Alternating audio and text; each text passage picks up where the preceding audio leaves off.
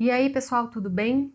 Bom, de tempos em tempos surge aqui no consultório e também veio uma enxurrada de perguntas para gente, né, por e-mail e por inbox, de pessoas perguntando sobre o uso de substâncias artificiais para acessar conteúdos do inconsciente. Eu tenho percebido, pelo menos aqui no meu consultório, uma onda de pessoas ou curiosas, né, nesses métodos para acelerar, para dar uma ajudinha nesse contato com o inconsciente, ou pessoas vindo após uma experiência dessa, né, relatando e querendo trabalhar com os conteúdos que foram vistos. Então, esse vídeo vai ser não para julgar os métodos, mas para pontuar a visão do Jung sobre os usos de substâncias artificiais como meio de acessar o inconsciente. Bem-vindo, pessoal, ao canal do Conhecendo Jung. Eu sou a Marcela e estou muito feliz de estar aqui novamente trazendo mais um vídeo para vocês. Se vocês ainda não se inscreveram, por favor, façam isso agora, curtam aqui o nosso canal, ativem as notificações para vocês ficarem sabendo sempre das novidades e curte também os nossos perfis no Instagram e no Facebook. Tá? Em todos os lugares a gente está com o nome de Conhecendo Jung, então é muito fácil achar a gente. E antes de iniciar o vídeo, tem uma novidade para vocês. Daniel vai colocar, ou já colocou, provavelmente já colocou aqui na descrição abaixo do vídeo, uma novidade. A gente vai criar um grupo do WhatsApp para a gente trocar informações, colocar trechos de livros, tirar algumas dúvidas, discutir um pouquinho sobre a psicologia analítica. Então, se você tem interesse e quer participar, é só clicar no link que ele vai colocar aqui abaixo, que automaticamente você já vai estar dentro do grupo. Mas vamos ficar esperto, porque não é para ficar mandando enxurrada de bom dias, eu acho que ninguém tem paciência com isso. Não é para ficar colocando corrente, imagens de cachorrinho, coisas fofinhas, porque vamos transformar nesse grupo do WhatsApp num grupo sério, num fórum de discussão, né, num lugar de muito aprendizado. Então, vamos só tomar cuidado aí para nossa liberdade não interferir a liberdade do outro, tá bom? Mas todas as regrinhas de funcionamento para boa convivência dessa vila que a gente vai fazer, o Daniel vai colocar muito claro na descrição, tá bom? Agora vamos ao que interessa, porque esse vídeo tende a ser um pouquinho polêmico. E por que eu digo que é polêmico? Porque aqui cabe muita opinião pessoal e não é o intuito desse vídeo. Então eu não tô aqui para falar se deve ou não deve usar drogas, quais drogas são aceitáveis ou não, o que é droga, porque a gente percebe isso, né, no consultório, em discussões que tal coisa não é droga, mas o outro é, esse alucinógeno não é, esse é divino, esse é religioso, esse... Então assim, não é o objetivo desse vídeo. O que nós vamos focar aqui é como a demanda tá crescendo de dúvidas e também de procura de substâncias e encontros e efeitos e métodos que rebaixam a consciência e garantem um contato com o inconsciente de cada um, e por isso pode ser transcendente, pode ser uma experiência religiosa, pode ser altamente curativo. Eu quero trazer um pouco da visão do próprio Jung, tá? Então, assim, não vou citar casos, não vou expor ninguém, não vou entrar especificamente em cada método. Eu vou falar principalmente sobre vale a pena a gente usar algo que não seja um método usado aqui no consultório, mas substâncias alucinógenas psicoativas ou de rebaixamento da consciência para se trabalhar o inconsciente. Este é o foco desse vídeo. Acho que fica um pouco redundante, vocês já devem ter visto o Daniel e eu mesmo falando em diversos vídeos, mas vale pontuar de novo que o inconsciente ele está sempre tentando se comunicar com a gente. Então ele vem através dos sonhos, ele aparece através das expressões criativas, ele aparece também nos diálogos numa imaginação dirigida, numa imaginação ativa, ele tem muitos meios de contato com a gente. Então, o tempo todo, ele está tentando se comunicar, mas como a linguagem dele é simbólica, cabe a gente, ao ego, à consciência, aprender essa linguagem, aprender a decifrar esses símbolos que cada psique vai produzir. Então, por isso que as sessões são extremamente ricas, quando mesmo contando um fato, né, tratando o acontecimento de forma literal, a gente consegue olhar também para a mesma situação de uma maneira simbólica. né? Tentando entender o que estava além do que de fato aconteceu.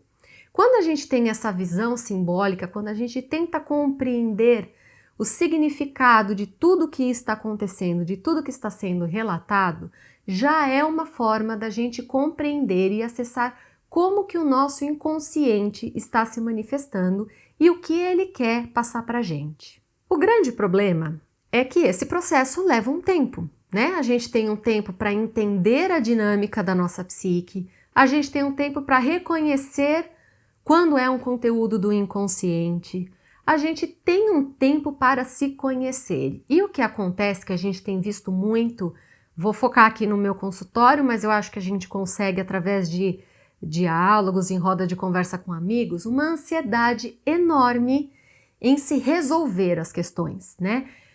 Em tentar decifrar o inconsciente, se conhecer na totalidade, termos que são tão lindos de falar, mas que só quem está no processo terapêutico sabe o trabalho que dá. Então, quando a gente vê soluções muito milagrosas, soluções rápidas, né, encontros que mudam tudo, a gente tem que desconfiar sim, porque essa ansiedade está fazendo as pessoas mergulharem em grandes riscos. Porque ou ela vai à procura desses métodos, né, desse contato com o inconsciente para sanar uma curiosidade, ou ela está encarando esse processo como eu vou descobrir a grande chave da minha vida. E aí fica muito fácil a gente se enganar, porque se a gente fica muito preso à consciência ou se a gente se apaixona pelo inconsciente e acha que a gente tem que excluir o nosso ego, a gente tem que excluir a nossa consciência e ficar 100% voltado para o inconsciente, em ambos os casos, a gente tem uma tentação enorme em levar tudo aquilo que vem, todo o conteúdo que emerge a ferro e fogo. Ou seja, a gente fica preso a uma unilateralidade e isso que passa a ser um risco, porque é um conteúdo enganoso. A gente fica só como parte desse conteúdo, parte dessa história. E isso é altamente prejudicial. Então, não adianta a gente ir atrás de uma fórmula mágica. Cada psique tem um método de funcionamento, cada psique tem um tempo, né? Ela tem o seu próprio tempo de se manifestar. Então, a gente usar alguma coisa que acelere este ritmo pode se tornar ou ineficiente, né? A gente acessa um conteúdo, mas a gente não está pronto para mexer com aquilo, a gente não alcança aquele simbolismo, aquele conteúdo, então não altera em absolutamente nada. Ou então a gente pode acessar de fato conteúdos tão grandes, né? Conteúdos que mexam tanto com a gente que a gente não tem prontidão para lidar com eles e por isso pode causar uma cisão. Pode causar um comprometimento psíquico. Então, ficar preso à estagnação de não vou fazer nada, como vou fazer, vou atrás de um conteúdo, mas de maneira artificial, que pode ser ok, se ele não causar dano nenhum, efeito nenhum, ou pode ser muito destrutivo, tudo isso é muito sério para a gente enfrentar e é muito sério para a gente se colocar a risco. Então, a gente percebe que quanto mais o indivíduo tem uma postura muito racional, e a gente vê que a maioria tem uma tendência muito grande para a gente racionalizar, compreender, decifrar tudo, mais os conteúdos irracionais ou a promessa de contato com o irracional vai ser uma grande tentação. E ficando, né, à mercê desses complexos, né, de ficar ou preso só à racionalidade ou então mergulhar no irracional, ele vai fazer com que essa unilateralidade não se questione. Então a gente aceita qualquer conteúdo, qualquer ideia que a nossa psique vai formular como uma verdade universal. Então isso também é um outro perigo muito grave. A gente vê pessoas trazendo aqui para o consultório uma experiência, mas literalizando e racionalizando ela de uma tal forma que você cria mais danos do que se não tivesse entrado em contato com aquele material. Então, quando usa substância e tem esse rebaixamento e você fica como observador ali das cenas, dos conteúdos que vão aparecendo, muita gente relata que tem momentos que entra em contato com situações reveladoras. Muitos contam, né, trazem relato de algo, uma vivência extraordinária, mas também outros, e muitos, têm relatado uma experiência extremamente aterrorizante. E não tem como a gente garantir. Como a gente está colocando um processo artificial, o efeito que isso vai dar em cada psique, ele é totalmente imprevisível. Então ela pode ser muito boa, como ela pode ser terrível.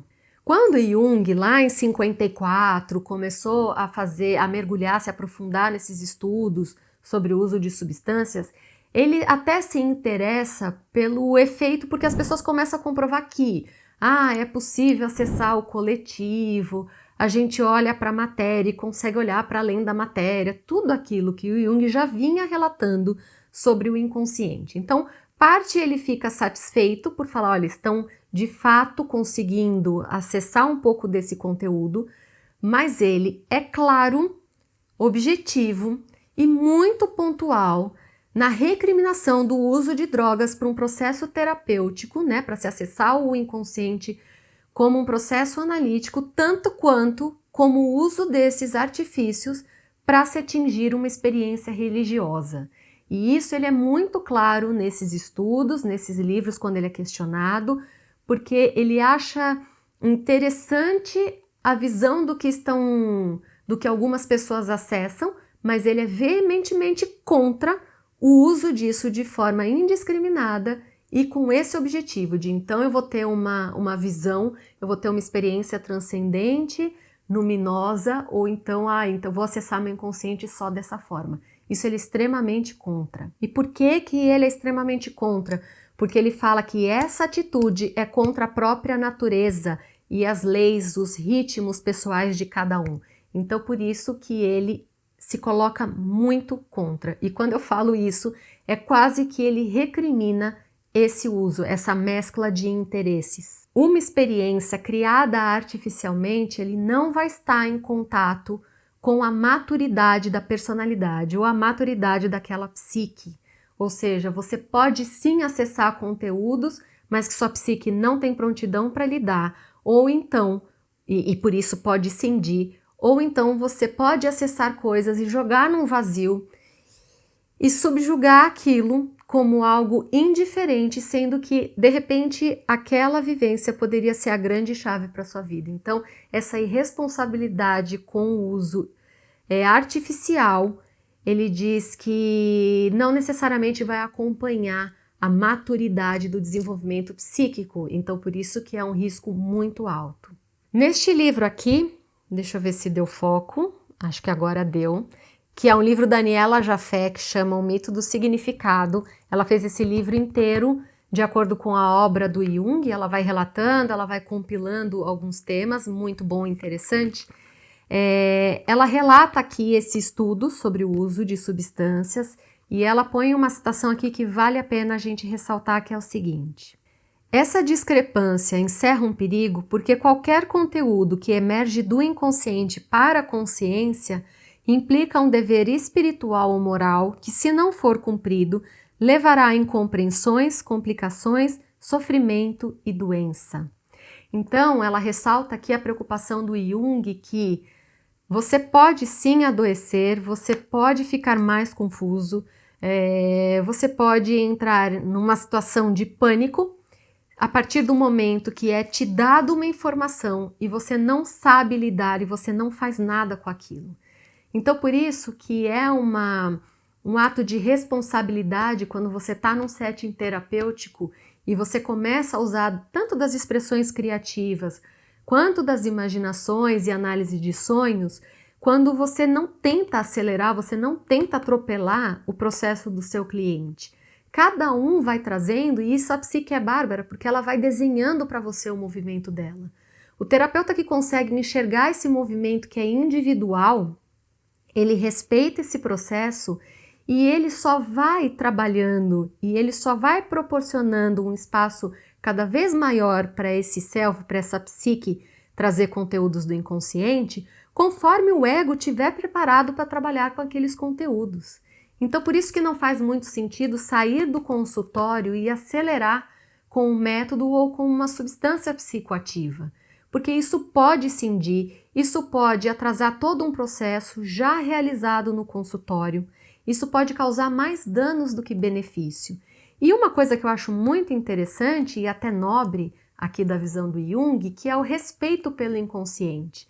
Então, acredite naquilo que vem. Tudo bem você ter uma experiência que seja muito forte. O próprio Livro Vermelho é isso.